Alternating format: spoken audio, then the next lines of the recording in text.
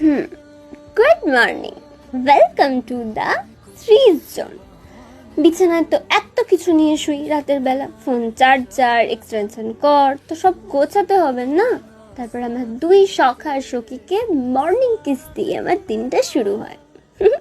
তারপর বিছানাপত্র গুছিয়ে সমস্ত কাজকর্ম সেরে যে জামা কাপড়গুলো আগের দিন অবহেলিত অবস্থায় ছুঁড়ে ফেলেছিলাম সেগুলোকে ভাঁজ করে রাখছিলাম, ওই আর কি।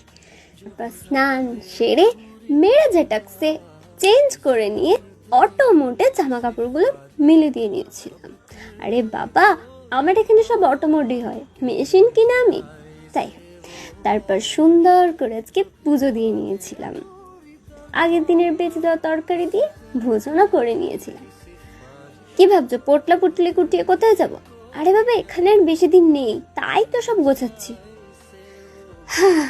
অনেক কাজ করে ফেলেছি শ্রী, চল একটু গ্লুকন্ডির শরবত খেয়ে নে। আজকে তো রান্না সিম্পল, আলুর তরকারি আর ভাত। দেন বিকালে ড্রাই ফ্রুটসকে সুন্দরী আবহাওয়া করতে করতে ঠিক করেছিলাম আজ একটু বেরোবো। কিছু বাইরে থেকে তো খাওয়াই যায়, কিন্তু ওই যে ভগবানের কপালে সুখ সহ্য হয় না আমার, তাই অঝরে বৃষ্টি, তাই গরম গরম থুড়ি ঠান্ডা ঠান্ডা এগরোল খেয়ে আজকের মতো মধ্যপ্রদেশটাকে শান্ত করেছিলাম, ওই আর কি।